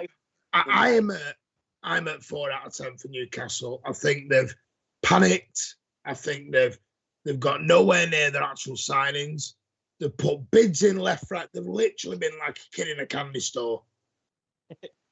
This is, people don't. But Martin, hold on, Martin. Rewind. That's not the objective. Martin, rewind to 2008, 2009, 2010. What the fuck did City do? We were in the bottom 3, Rob. But we still had the scattergun, Martin. We were not in the bottom 3. But that's what I'm saying. Different. Listen. We were a top 8 club at that time, and we used a scattergun. That wasn't the appropriate approach, and it's shown in the long term that it wasn't the appropriate approach because we signed a bunch of shit. Newcastle are in the bottom 3, and the only approach that they can take is the scattergun. So logically, we were stupid to use the scattergun approach. But Newcastle, it's their only Hail Mary, and it's the right approach for them. Yeah, no, and I'll add to that, Rob. We went and signed Robinho, who'd be, in today's transfer fees, it would be around 75 million because of the inflation since then. So we went and spent more on Robinho, a luxury player, than Newcastle have spent on 5 players. And I think it is hard to deny that at least 4 of those 5 players are players set up for the scrap of staying in the Premier League, who are Premier League hardened. And as much as you say Diego Carlos was their first choice, Diego Carlos had come in, he would take a lot longer to hit the ground running than signing, the likes of a Matt Target. And hang on a minute. They've just signed a lad. Stay up. They've just signed a Brazilian lad, Rich.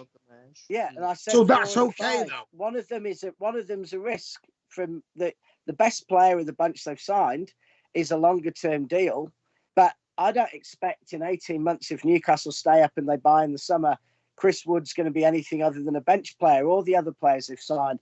But if it keeps them in the Premier League and allows them then to buy the players in the summer, because if they stay up, players like Carlos will come in the summer because they know they're coming for a Premier League season with other good players coming in, not for a relegation scrap.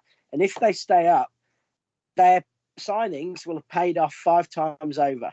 Do you know what this is reminiscent to? It's very reminiscent to when, I know it's different circumstances with players, but it's a bit similar to when Tottenham lost when they sacked Jose Mourinho and they went through the top managers and they didn't get the top managers and then they ended up with Nuno. I get what both you're saying. I think they've made, on paper, the signs that could probably keep them in the Premier League, but you look at them and you think Diego Carlos and Sven Botman, them two are two very talented centre-halves. Diego Carlos was immense when Sevilla won the Europa League. He was immense in that whole run. The only mistake that I will concede that Newcastle have made is that they didn't get Tarkowski or me out of Burnley. I don't care about Diego Carlos. I don't care about any of those I don't care about any of those untested players. They might be fantastic players, but if you're Newcastle, you're not taking a punt on someone who plays in the Spanish league, the French league, the Italian league, the German league, or whatever league. You want tried and tested Premier League. So the fact of the matter is, Newcastle's realistic targets should have been a Conor Cody or a Ben Mee or a Tarkowski. That is the only failure, in my opinion, in the fact that they've not got one of those 3. Okay. Yeah. I think they should have got Ben Mee because he wouldn't have been 60 million like the others. I'm going to have to put numbers in here to speak in a minute. Newcastle, you think about it, their players are on their arse, confidence-wise, on their arse. And when you bring in, when you go, I want to bring in players that are going to lift me. And we've spoke to Newcastle fans, as you know, Rob, and they literally slag off their team. And the Newcastle fans were dreaming the impossible dream. I know they were. But they've still got to play a lot of the crap that they said they've got. That got beat by Cambridge in the FA Cup. Strangely, Martin, one of the things that really baffled me about Newcastle was that the one player that all of those Newcastle fans that we spoke to said that they were confident in was their goalkeeper. Then when they had their heads turned by Dean Henderson or someone else, they abandoned ship on their goalkeeper. Yeah, and they were trying to buy 4 goalkeepers. Yeah, they instantly wanted to replace their goalkeeper. So at one point they were confident, and then they got these ambitions above their station and started thinking they could get someone else. So I don't. I know, but people on about Chris Wood's a goal scorer. I'm not being funny, but he's not. True. He's not. He's just not a goal scorer. They haven't really signed to a... Come on, he's playing for the least creative side in the country and getting... Rich, have you watched Newcastle? You're talking like Newcastle make chance after chance after chance. We've spoken to Newcastle. It's not the Newcastle of Gillespie and Aspria and all the rest of it. Yeah, it's not like Newcastle. You need to get this idea now. Newcastle's problem, they create a fair lot of chances. I saw them play a few weeks ago and they had about 20 chances. The problem is they're as good at creating chances for the opposition as they are for themselves. Which is ultimately why I said.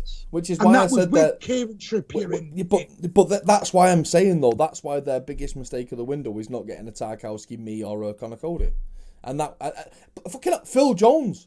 Holy shit! Exactly. Phil Jones from United would have been perfect. People are saying they need battlers. They haven't bought battlers.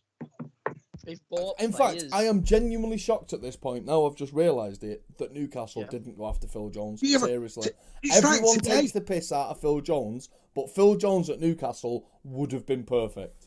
You've got to admit, you look at today. They went for Anthony Martial, they went for Lingard, they went for Dele Alli. Battlers were not the thing that ever Newcastle wanted, and they've not bought battlers now. Like Cal will tell you, this Gimenez, whatever he's called, he's not a battler. He's not. It is not what they wanted. They were looking at him or Ramsey in an attacking midfielder role. Yeah, he's not going to be a battler, but they were. He's more of a double pivot. I think Target's a battler. I think the lad at Brighton's a battler. Target couldn't get in the Aston Villa team. Can be, and I think Chris Wood's the ultimate battler of a striker in the Premier League. Oh, complete battler. I'm still looking at the end of the pitch. I'm looking at Johnny Evans at Leicester. 1970s brute. You're spot on, Rob. I think as well. I think what Newcastle did. I don't think Newcastle brought Chris Wood in to be their main striker because they wanted two strikers. Because Callum Wilson's out for a long time, and they haven't done that. They really haven't done. They haven't made signings that. I personally don't think they'll stay up. I can't see. I think they will go down. Personally, like I said, I'm not committing to Newcastle or Burnley. It's between Newcastle or Burnley, and I do genuinely believe, even though Norwich have put on this little show, Watford and Norwich are getting relegated, and then it's between Newcastle and Burnley. And I believe that because Burnley retained the services of Tarkowski and me, that is going to be the biggest asset in that battle. Also, Rob, do you know something that's very confusing about Newcastle and what they've done with Dan Burn? Dan Burn's a great signing in a 5 at the back team. Newcastle and Eddie Howe don't play 5. Eddie Howe does not play 5 at the back. He religiously plays a 4-2-3-1 or 4-3-3 or 4-4-2. So that begs the question, why have they brought a centre-half in who plays usually in a 5 at the back? I've got 3 defenders now. And Trippier normally does. Trippier, I think better suited by 5 at the back. So maybe they're going to try that. I've got 3 defenders now for you all. I've got 3 defenders for you all now, and I'm genuinely baffled why Newcastle didn't go in for the following 3. Johnny Evans. He's injured for a long time. And I'm not sure they'd sell him. Taylor Howard-Bellis. Yeah. Phil Jones. If Newcastle signed Phil Jones and Taylor Howard-Bellis, Phil Jones wouldn't go to Bordeaux. He just doesn't want to leave. No, but on loan. Loan. No, he didn't want to go on loan. No. That's loan to France. I'm talking about loan to the Premier League. Seriously, if I was Newcastle's owners and I didn't even take a punt on Phil Jones or Taylor Howard-Bellis, especially Phil Jones. Phil Jones is a committed footballer. I take the piss out of Phil Jones. Everyone takes the piss out of Phil Jones. But Phil Jones is a battler. I agree with you on half of that. I think he's committed, Rob. I'm not sure he's a footballer anymore.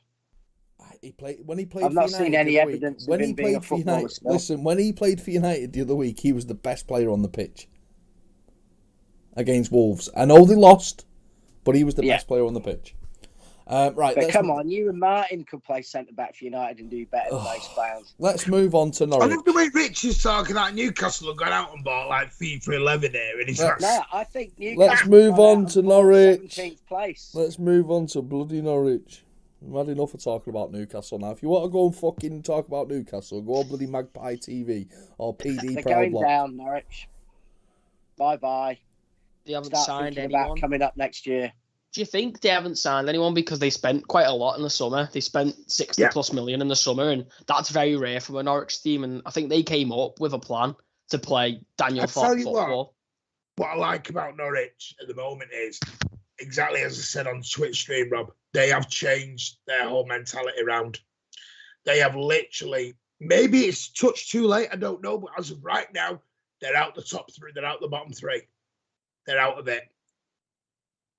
And they've got a little bit, have they got the bit between the teeth? They've changed it all. Like we said, they've won their last 2 games. They've won their last 2.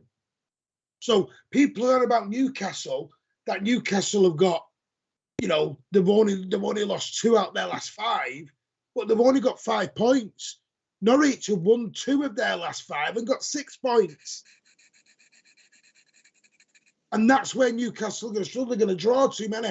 And Norwich could pull it off because Dean Smith has literally implemented his whole game, which is stop the fancy football.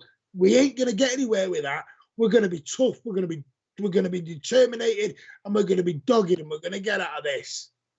And I'll tell you what, I'm not saying they will, but they literally have got a chance. They really have. Yeah. It surprised me.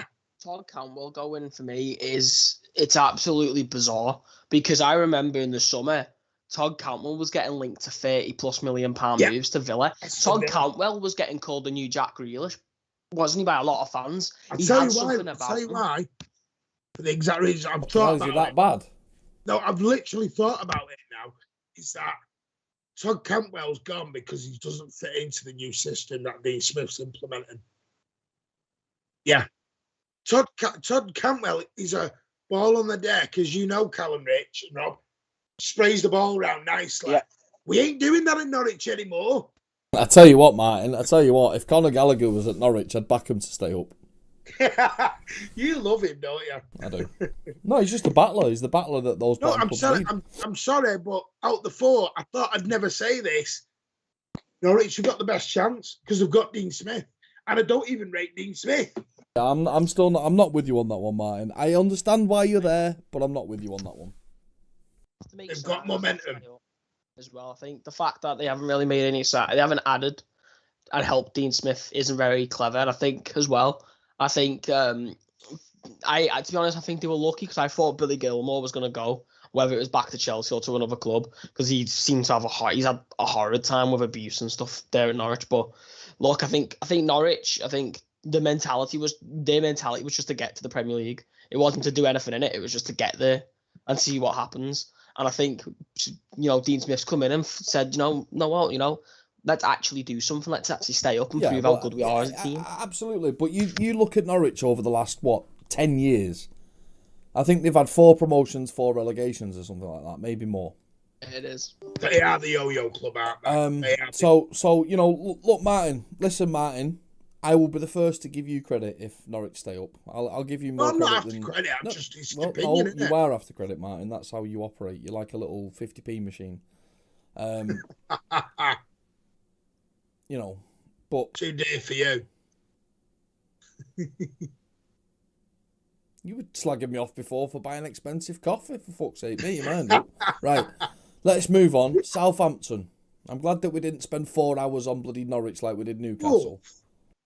Southampton. You've signed one player, Willie Caballero. He was already there. Cal, wasn't he? No, he signed on a free in the winter, in January. It's not in the January window, is it? No, he still signed, and the departures is Sam McQueen retired. No, and Daniel Lundgren left. A one, because they managed to keep hold of 1 or 2 of their players. Excuse me. But no, Rich, calm down, Rich. Calm down. Just calm. I know you've got a lot to say about Southampton, but you calm down. I will. All I'll say is Southampton are now going to be the penalty shootout kings of the Premier League. Have they signed Rafinha? Or Bruno. So nobody's got fuck all to say about Southampton then. Okay, we can move on from Southampton. Right, what have we got left? We've got Watford, West Ham, and Wolves. Watford are gone. What about Spurs? Yeah, we don't talk about I'm sorry, Spurs. but did Cal not get the memo? Yeah, but we don't really do Spurs, Cal. They're just the most. They are the most boring football club in existence. So we just don't talk about them. I've decided. All right, let's give them 30 seconds. A special show on their cheese room, though. Yeah. And the fine selection of cheeses you can get there. Guess who Tottenham signed in January this year? Dejan Kulusevski and Rodrigo Bentancur. That is not the answer I was looking for. Well, I couldn't announce. That's not the answer I was looking for. The answer is they got a 10-year deal on the best Rockefeller deal in England. Exactly, that's what I was looking for, Rich, because that's what they are right now. Yeah, they're a fucking cheese and wine shop. I think they also signed. Did you say cheese and wine shop? on loan for 2 years. And Don Bele has left as well, and Dele Alli, obviously. We've spoke way Here's more a about question. Tottenham than I wanted to. Oh dear, that must be a Glodic thing. In Double A, he should have gone to Who? Newcastle. That would have been a sign. Who? In Double A, that would have been a signing to Who? Newcastle. In Double A. Oh, in Double A. Shut up, Rob. Who? Martin, tell us who Spurs have signed. Spurs have signed, he's just been a little sod here, Rodrigo Bentancur and Dejan Kulusevski, whatever his name is. Kulusevski. There you go. He's good. Dejan Kulusevski, he is a good is player. Alan Howarth just there in the chat to twist the fucking knife into my back? Anyway. Probably. Kulusevski's good on the ball. He's exciting. He's a good dribbler. But Rodrigo Bentancur We're literally is still very talking good. about Tottenham. Let's move on from Tottenham. No, Thank you. I'm afraid his age sign look like he's got friends. Watford. They've signed Roy Finish. Hodgson. They're going Yeah. down. They're going down. They're going down. Zero. Zero. Absolute zero. They've signed Roy Hodgson. -10. And I'm going to move to West Ham very quickly. Zero on them as well. Fuck. See, Get to fuck. They've signed Yeah. Nicholas Nkulu. They've signed Hassan Kamara. They've signed Samuel Kalua. Liga. 2 of them are Liga, like known players who Who's did well in this? Liga. Watford. But they've brought in Nicholas Nkulu, who's a very good centre-half for Torino for many years. But, you know, that's typical Watford. They buy players who are not very known and from mad. Like, why are you buying players from the Go lower to half of Udinese France? again. Everyone knows why they go to Udinese. And then, you know, they've not really, like, just doesn't make sense, you know, bringing players in from the Liga, really, when you need to stay up. It's madness. It is madness. But they're going down. And Hodgson will be out of a job in about 3 months. Yeah, but he's already been getting his pension for about 7 years, so Do you I don't think- think he's going to care. Do you think the Watford owners will sell up and leave him in a mess? No. No. All right, then, fuck it. You know, the greatest club in the fucking league, then. Rich, get out the chat. To be fair, like, it's so weird, like, they do this a lot. They nearly go down and they bring in crazy players from crazy leagues, and they always, like, I don't know. I think before, when they were in the Prem, they had a bit quality about them, Yeah. but I think their only quality now is Dennis and Sarr, and let's be real, all it takes is a little bad run of form for them too, and they are gone completely. And you've got a question: is Roy Hodgson, was he underachieving maybe with that Palace team, seeing how good Patrick Vieira's doing at Palace? So is that the case? No, because Vieira's brought a lot of players in the summer. Can he do it at Watford though? Can he do it, you know, with the limited quality at the club that he does have? And because I don't see, that's just a short say. I can't see him being anything other than May, really. Why are we not talking about West Ham United? Because this is my point I was making earlier. I just had a look. There's a lot of West Ham fans very upset tonight because I think they feel as though this was the chance to push on, and I don't think they feel as though Moyes has been back to push them on. True. I think West Ham's best thing, Martin and Robin Richards, they've kept Declan Rice, which for them is massive. It's absolutely not for massive. Norwich. Declan I mean, Rice. not for Norwich, not for West Ham. And this is what I meant earlier, Rob, is the fans are annoyed because I think they feel like the Nunes bids and the Calvin Phillips bids were just lip service played to them to keep them happy. You don't think they were serious bids. 5th in the Premier League this season, 6th in the Premier League last season, But they European want to push football. on, Rob. They want to All right, push on. okay, excuse me. Tell me the clubs above them that have pushed on. What, Rob, Tell don't me- argue with me. tell Argue with the me- bloody Tell thingy fans. Tell me the clubs above West Ham that have pushed on. Right, Cal, please explain to Rob what I mean. 'Cause Tell me- West Ham fans All are not right, happy. Cal, I think don't it's- give a fuck what the West Ham fans are saying. Well, they're the bloody This- fans who support this- it, Are not you you. thick? You are absolutely thick right now. This is an opinion show about our opinions, not West Ham fans' opinions. Tell me one club above West Ham United in the league that have kicked on. Tell me one club. I think the difference, I think the top four probably have a lot of quality, where I think West Ham probably don't have the squad depth to last in the top four. And I think fucking waffle. And West Ham want to finish fifth. Me and you are on the same sheets now. Well, I think West Ham want to finish fifth, and they've got enough in the bank to finish fifth. They're a brilliant squad, Rob. I'm not going to lie, they're a brilliant team. You just said that they didn't have enough depth, and you just said they're not good enough. You just said they're not good enough and don't have enough depth. Start an 11 is good enough, but what have Arsenal done? What have Arsenal done? What have United done? What have any club above West Ham done? What have any club below West Ham done? West Ham. But this is what I'm saying. The competition for West Ham is Arsenal and Man United, and neither of them have done anything. But do you not think they'll burn out maybe later on in the season without the additions? No. And maybe this could be. Do you think? Sorry. How many years under David Moyes at Everton did Everton burn out? True. How many years did they burn out? Did they burn out? True. Did they burn out? He did maybe once or twice, but he was there for 13 years. So for 9 years. Sorry, but David Moyes doesn't let his teams burn out. So it's waffle. You're chatting waffle. I think. Forget it, Cal. Let's move on. No, I think you've got to look at it in the sense of, you look at Jared Bowen, Declan Rice. Are they seeing this as maybe a lack of ambition from the board? That's exactly what's been said tonight. Not bringing in faces. I think. Right. Okay. Sorry, Cal. I'm sorry to be rude, Cal. But okay, from now on, Martin, fuck off. You're not on the channel anymore. I'm going to go and find a West Ham fan to give me their opinion. The whole point of this show, Martin, is that you, Cal, and Rich and myself give our opinions. Stop fucking reading other people's opinions. We're not bothered about their opinions. Yeah, and I don't. We're talking about what we make of the situation. What we make of the situation. Well, you're just shouting at people when they give an opinion and saying they're talking bullshit. I mean, has David Moyes let a team slack? Has David Moyes once at Everton let his team slack? Anyone who's seen Declan Rice's trophy room knows where he wants to be playing next, and he might not get that chance for 6 or 18 months, but he's made that quite clear with his Instagram. So he'll be there for a little while longer.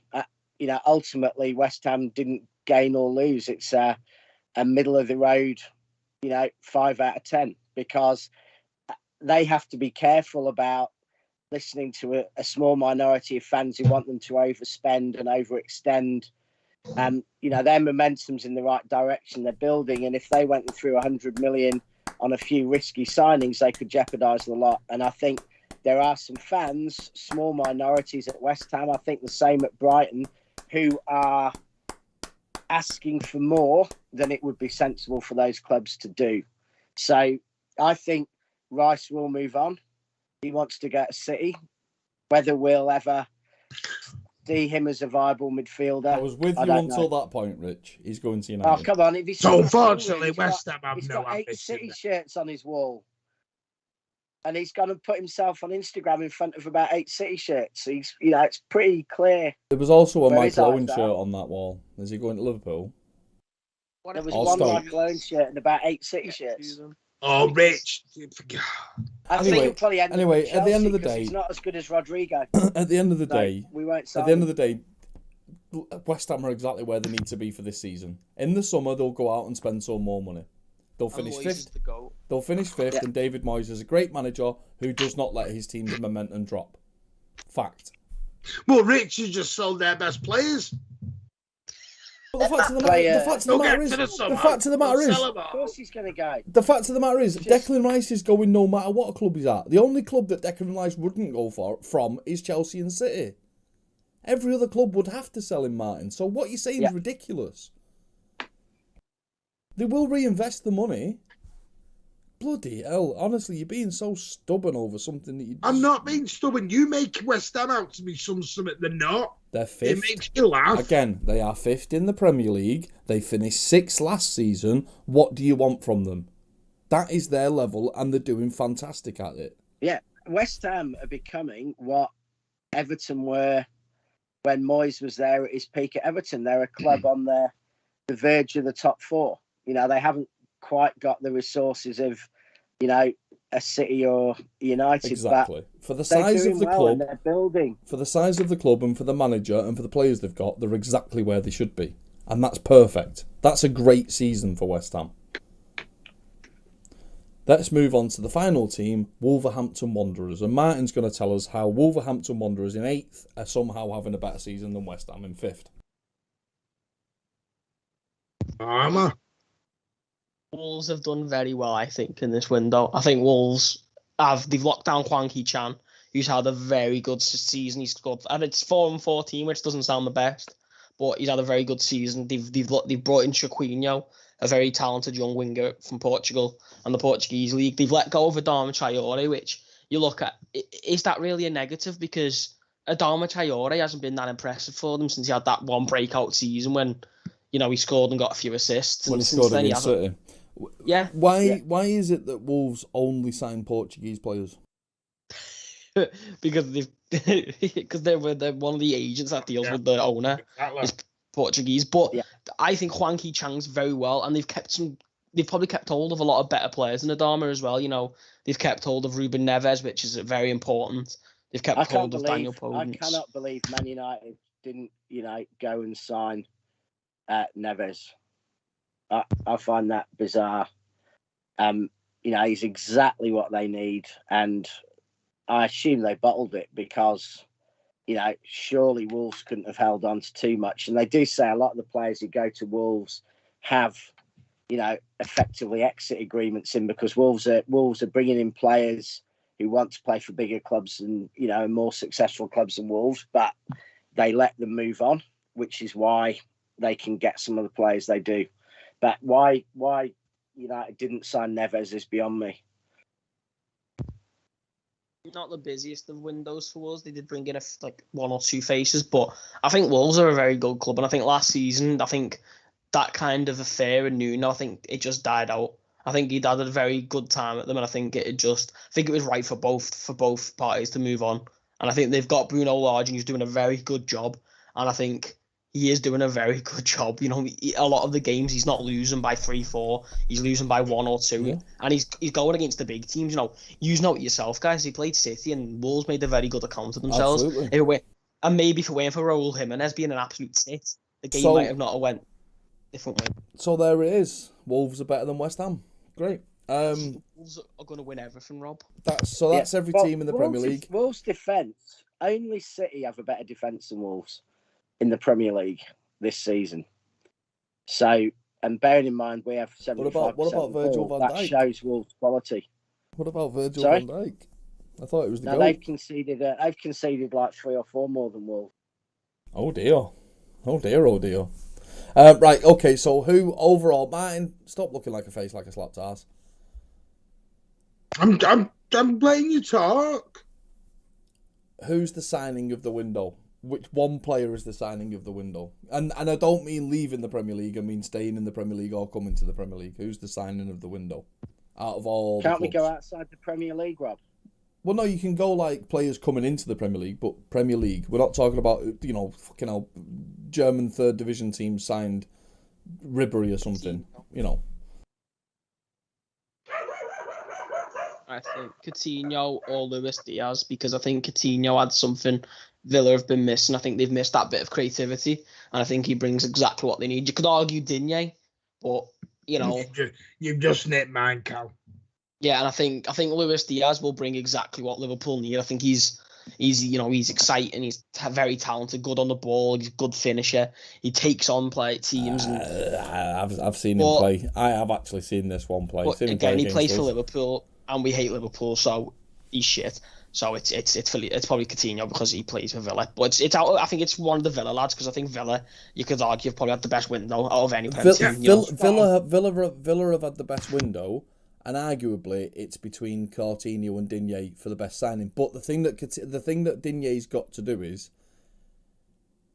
Digne's a great left back, but he didn't have a great first half of the season. So Digne's second half of the season has to be better. So Martin, you tell us all about Luca Digne because he is your man. Your man. Luca Digne for me, a steal at 20 to get a top international footballer of France for 25 million. in this day and age is, and like you say, Robbie, he's had a bad first half. We all know why he's had that bad first half now. Because, clearly that issue with Rafa has been going on for a while. Managers and players don't just fall out like that and that's it. It's done. There tends to be a bit of waters run down the river before you get to the end of it. And for me, it was just showing the ambition. No messing around. They really have thought about this. And we've talked about Gerrard not being... Was he a punt? Yeah, he was a punt at the time. But I'll tell you what, he's been backed, and unfortunately, he hasn't got any excuses. If Gerrard doesn't get that team going, there'll be questions asked because he's been backed and backed heavily. They've now spent the Grealish money above and beyond and more. So I'm telling you now, quality signing. And I loved him at City. I'm gutted he ain't there. But good luck to Villa, because I'm telling you now, they remind me of when Martin O'Neill ran them. And I think they'll push on for the top 6. And you asked me about who takes over West Ham. If West Ham don't start putting their hand in the pocket, Villa will overtake them. Well, I'm going to say I think the best signing by a mile is going to prove to be Chris Wood at Newcastle. Because they've weakened a rival. They've taken their best attacking player from a rival. They've got him in. He'll keep him in the Premier League. That's worth 300 million. Whatever you say about Villa, they've made signings that might take them from 9th to 7th. It'll make very long-term, might be good, but it's not going to make a colossal difference. Signing Chris Wood will relegate Burnley and it will keep Newcastle in the Premier League. And that, honestly, is worth tenfold any other signing unless Alvarez becomes the next Aguero. And the other signing, which has truly amazed me today, has been, Rangers signing Ramsey, because that is the best player who's played in Scotland since, probably 20 Be very years. fucking careful what you're saying. If he stays fit. Stop that now, Rich. Don't be offensive about the SPL. None of you watch it and you all think it's a farmers league. Don't be offensive. Well, I don't know if Rich plays football anymore. He's telling me there are some excellent players in the SPL. Joe Aribo. Oh dear. I just have to say, Rich, I think Digne is. I'm obviously going to be biased because he played for Everton. He's the best left back in the Premier League. He's incredible, and they've got him for a steal. The fact we even entertained anything below 30 million or even 40 million for him is a laugh, because he's absolutely tremendous. And if you play him in a defensive system, he's not going to do well. It's like if Manchester City tried to play Cancelo as a defensive fullback, he wouldn't do well. Digne is very good, and I think they've got the players to suit that system as well. And I think Coutinho for me and Digne have to be, because I think Coutinho's... Well, we're going to wrap up the stream. We're going to wrap up the stream in a minute. We're nearly at the 2-hour mark. Well, do you not want to know who my player at the window is? Yeah. Go on, because I don't want to throw my stats to Rich, and it's Chris Wood, because he wasn't even top goal scorer at Burnley. Rob's player of the January transfer window is... Drum roll, please. Julian Alvarez. What a signing he will be in 2023.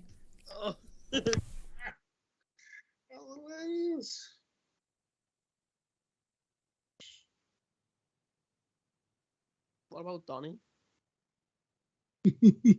Or Dele? Are you saying anything on that, or can I just prove Rich wrong as Chris Wood? Well, I'll be proved wrong if Newcastle go down.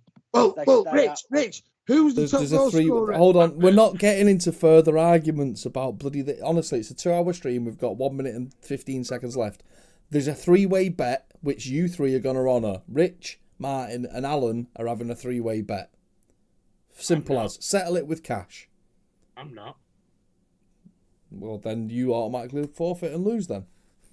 I do. You don't bet my money, thanks very much. Yeah, Alan already owes me about 2 bets he hasn't paid yet. So and he owes me a bet. He owes me a bet that he didn't pay me. So let's not go down that road. Anyway, I can't wait to see Julian Alvarez play for Barcelona in 2024-25 season. It's going to be cracking. That's enough from me tonight. We've done this for about 15 hours and fuck all's happened. And this is... Martin's been angry all night. Martin's got dog's abuse all night, so that's probably why he's angry, from a bunch of people who should have more respect. And I'm not just talking about Alan. Rich came on, said some stuff. West Ham are the greatest team in the world. Cal Blundell's give us his input. He didn't once talk about Damari Gray, which has shocked me. Martin, final thoughts, and then we'll go. Yeah, big.